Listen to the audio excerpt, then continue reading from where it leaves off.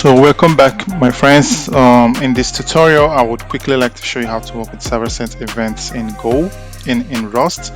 I did a video already in the past explaining the same scenario but with Go, and I'm doing this of course for my friends who more or less work with Rust. For me, Rust has also become like a really favorite language of recent, and I really love working with it, of course, any chance I get. And I would like to again replicate the same thing that we did with Go when it comes to working with server-sent events. And I've also gone ahead to create a new repo and a new folder, and this is, I have named it general issues, and I'm gonna more or less document every general issue I have to work on in Rust. And then of course I will provide the repo as well if you need it, and then you can always check it out. But this is mostly where we're going to document all the general issues we cover in Rust. Anyways, without further ado, I would like to come in here. Of course, if you see here, I created a new folder already, a new project, and I can run this already, cargo run, and everything should look fine. And now here I would like to create a folder, and for now I can call this server, or keep it simple, SSE, for server sent events. And I'm going to create a file called mod.rs, and I'm basically going to put all the logic that I need in here for this actually. So I'm going to close my terminal to give me more room to work. And in here I'm going to of course bring in SSE, sorry, and it's just say mod SSE like this. And we can actually then go ahead and provide our code in here, and maybe here I can already have a function, say pub fn main. So this is going to be my main function, and it's going to maybe for now I'll print a message and let's say hello from the main function, something like this.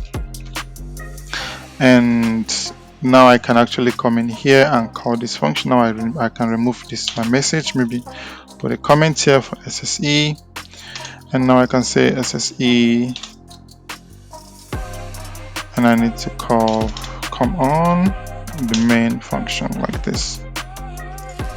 And again,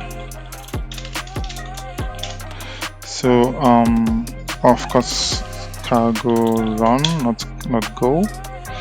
And of course this should be fine. So now what it means is we can actually come in here and write our code. I'm going to write everything in here because I don't expect us to write a lot of code.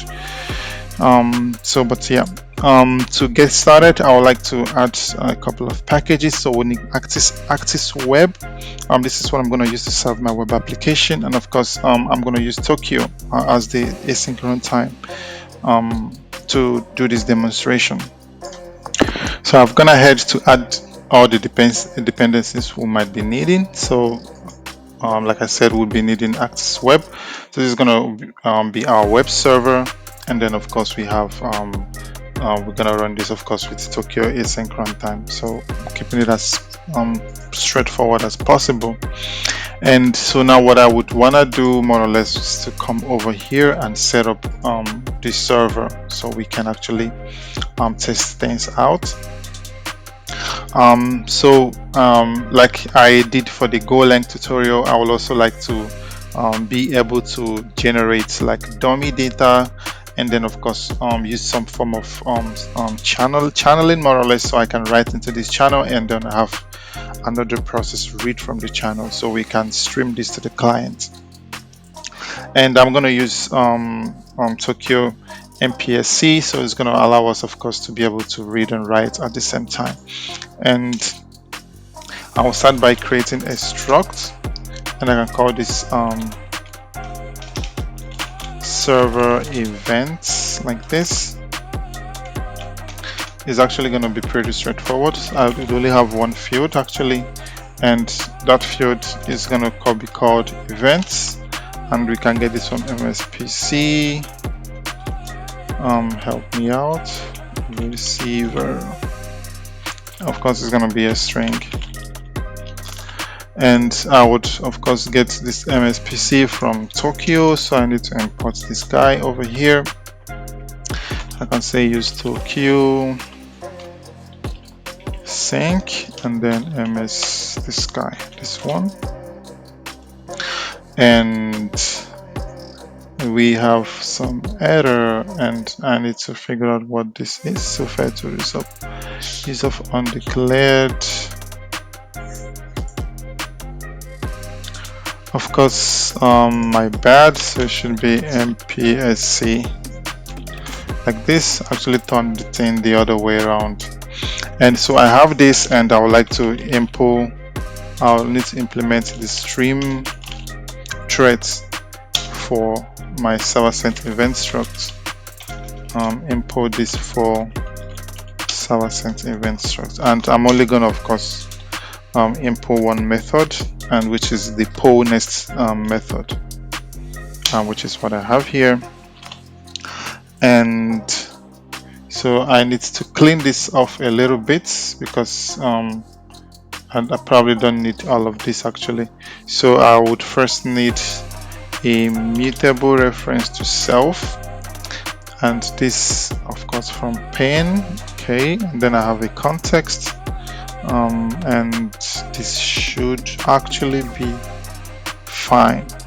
And maybe to actually keep this clean a little bit, because I don't like all these long imports, I can actually import maybe std. I import this pin from this guy, and of course I need to import this poll, so I can of course clean up my definitions, because it's really long and actually quite difficult to read, or becoming difficult to read. So I need context, I need poll, and okay, and now I can actually clean this up. So I don't need this anymore, I don't need this anymore, I don't need this anymore, and now this is much cleaner. And now, so here what I'm gonna do is actually pretty straightforward. I match the events. I need to match self.events.poll, and of course I have the context passed.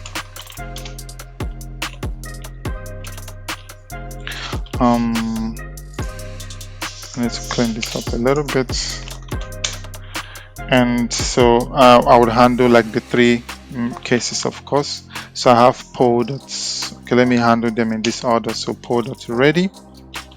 So if this will of course give us some events, I can call this events. That's totally fine.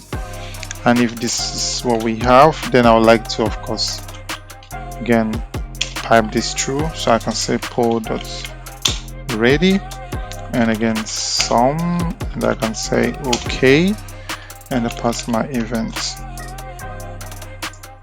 And the next one would of course be again I'm going to check for scenario where there is none. More or less, if there is no message, of course I'm not supposed to do anything here, so I'm going to also do none. But if in a scenario where we are pending, then of course I'm really not going to do anything here. So I'll keep this as simple as this. And of course I need to define a type of item. So that's also why we still have this error over here.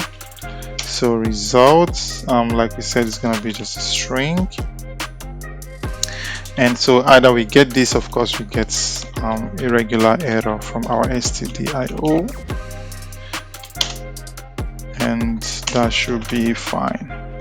So we've implemented this thread for our server-sent events. Now I would actually like to create my handler. So this is going to be my server-sent events handler. So this is going to be what will get hooked up in the end with our Actis web server. So I can call this SSE handler. It's not going to take any arguments, but of course it should return something that implements this responder traits. And of course this would be from Actis web if everything goes well, if the imports work for us and not against us. So we have this imported up here, And now this is also going to be actually quite straightforward. So this is also again where I'm going to create a channel like we did again for the GoLang tutorial. If you've not checked it out, of course, look at the link that I have attached to this video and check it out if you're interested to see how this is working in Go. But again, it's going to be pretty straightforward here.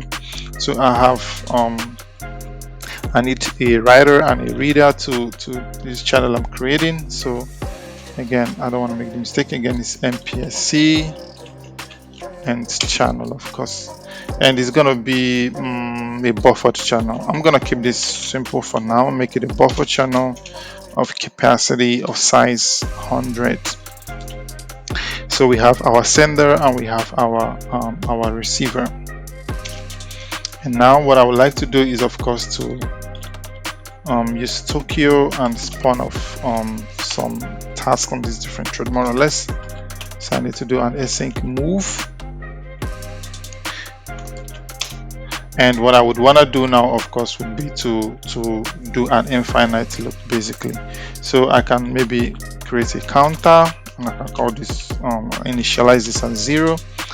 And now I use the loop function to loop, and I only, of course,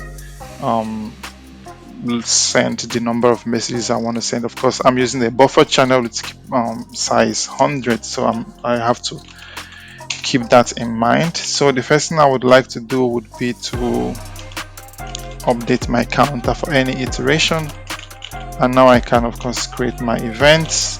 And again, I'm going to do like I did before, but here I'm just going to keep it simple and just some message and something like this. I can say data,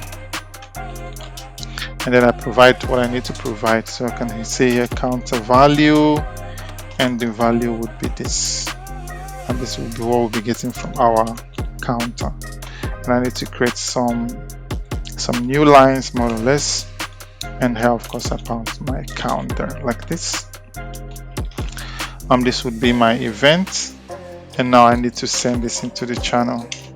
So I send my event, and of course I can await, and I handle any possible. I'm not really handling the error now, actually, so I'm using unwrap. That's totally fine. And the next thing I would want to do is maybe sleep. So I use Tokyo time dot sleep, and I provide a duration. So I'm gonna use time. I don't want to hard code any of this. I want to use the provided functions, and I say from seconds, this one, and I provide maybe just 1 second, and I await. And of course, I have an error, of course, because I'm still not handling this response, but let's continue. I will get back to this in a minute. But if what you can notice is that I'm using the same function to also write into the channel and, of course, consume. But anyways, I'm going to create a stream item here. This is going to be from, of course, my server sent events, and I'm just going to pass this guy, which is going to help us, of course, read from our channel. And now I create a body. Body, I will use stream dot map, and I'm going to use a closure here. And so I have two things, actually. So I have my event, and actually that's all I need, actually, just the event. What else? Nothing, that's all. And I can say event.unwrap, because again, I'm not really handling the error for now. And I can use this simple function because I would like to convert this into bytes, and I can say try into bytes like this. And then maybe I close this off. I think that looks okay. And now I create a response. I create a response. It's going to be of type HTTP response, HTTP response, and I say OK. And I think this is already enough to return, and then see if I have any errors. Of course, I need to close this one out. But of course, I have this body I created over here, and now I would like to add this to my response.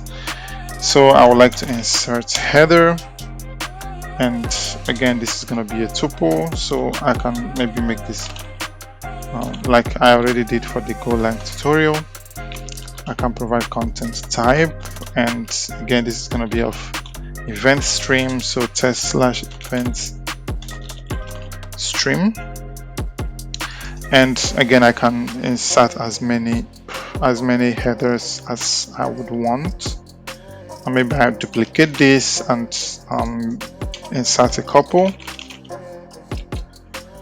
And yep, so this, I might make this access control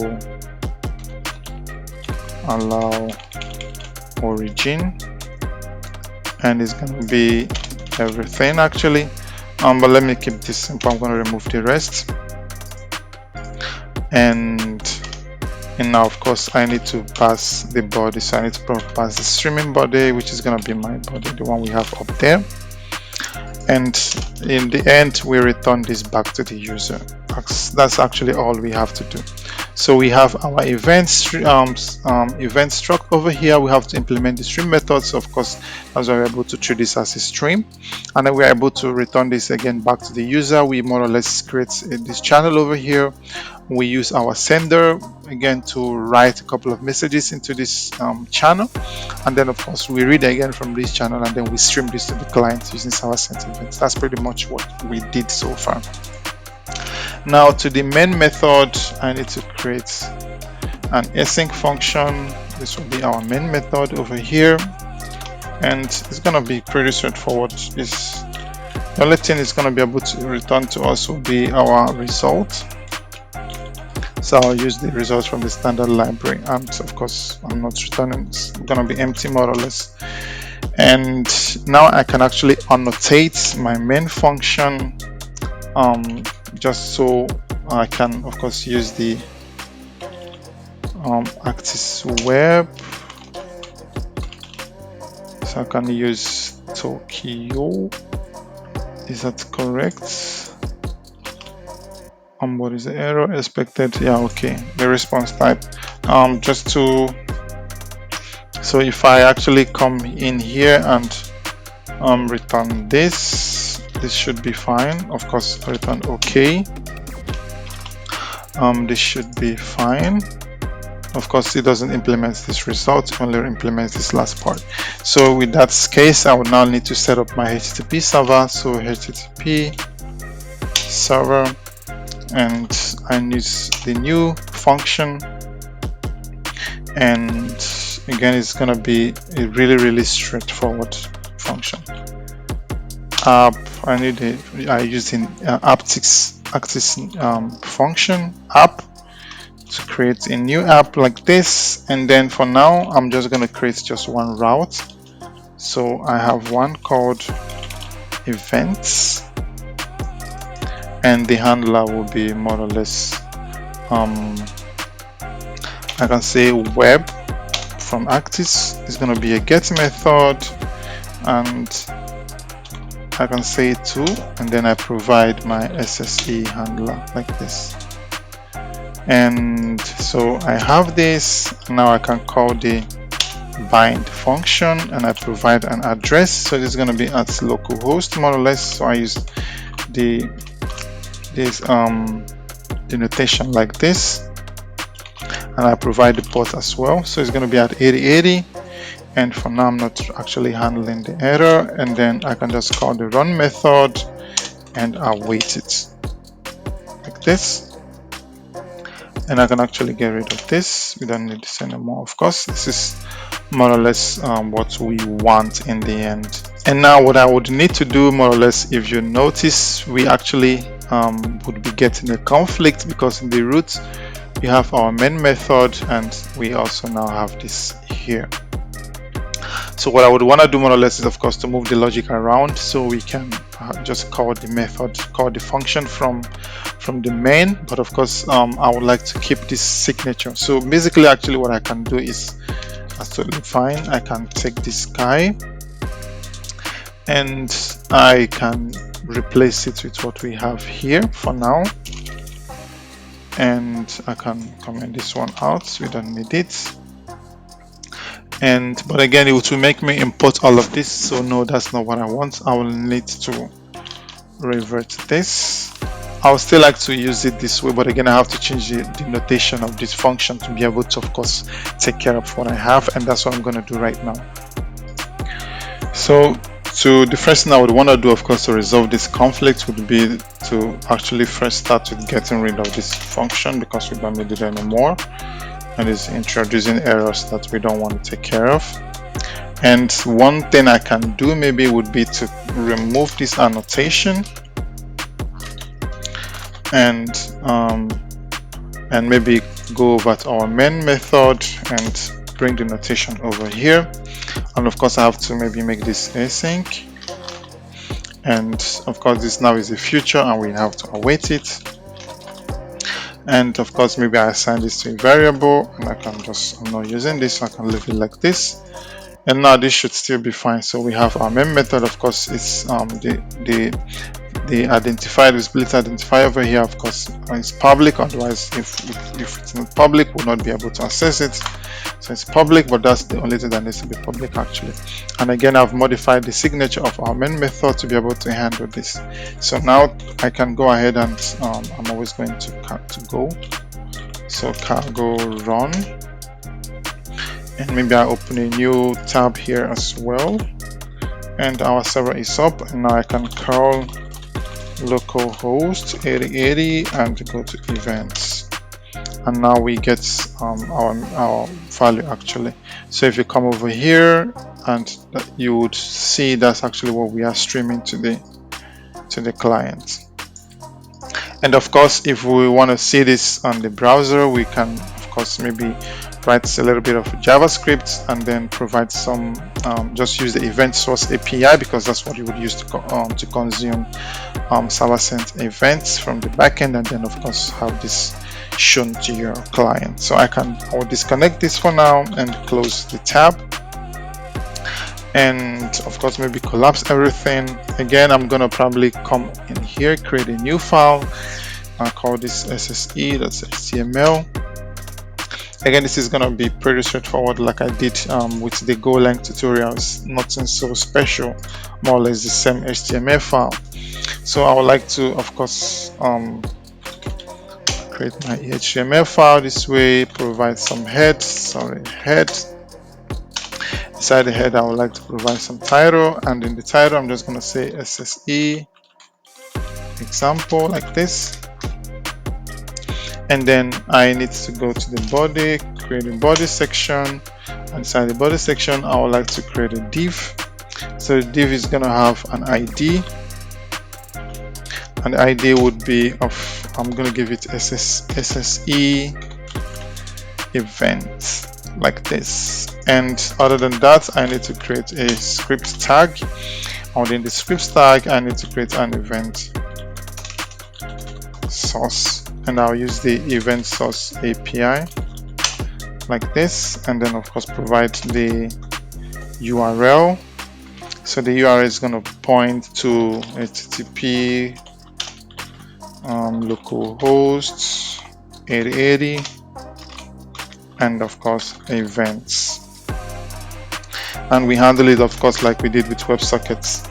So I'm just going to create just one I'm just going to provide just one function on this event source. Again, if you look, it's quite similar to what we had for WebSockets. So we have an on error, on message, on open, but for now I'm only interested in on message. And I'm going to create a new function, and this function is going to be pretty straightforward. So it's going to take the event that we receive from this our server-sent event server, in this case our Rust Access web server, and then it's just going to append this to our div up there. So I'm going to have to just create an element up here that gets the ID, that div, by using the get element by ID, and I provide the ID of that div, which is SSE event. And if I have this element, I'm simply going to modify its inner HTML, and I would like to append to it. And so this would be event that I'm not, again, if you see here, I'm not overwriting, I'm actually appending. So we can see historical, the history more or less as our data gets built up. And that's really more or less what I would want to do. And of course, if we open this in the browser, we'd get something that's quite similar to what we had over here when we did our curl. Nothing so special. That's really it. Yep, anyway guys, that's all I wanted to show you in this tutorial. That was quite a quick one, and again, if you've never heard of server sent events, now you do. And if you are still wondering when you could use this feature, more or less, you could think about when you would use WebSockets, and then think about when you would want your server to only be the one sending messages to your client without having like a bi-directional communication. So if you want to listen to some events and maybe generate some notifications to the user, or you would want to update some, maybe you have some chats in the front end and you would want to constantly update this based on some information coming from the server, as long as there is no need for your client to reply or send a message back to the server, you can of course always use server sent events. That will be all for now, guys. And yeah, if you're new, of course you know what to do. All you have to do is just subscribe, of course, engage with me, drop your questions, leave your comments, and of course I try as much as I can to get back to you as quickly as possible. Anyways guys, that will be all for now, and until next time, have a lovely evening and bye bye.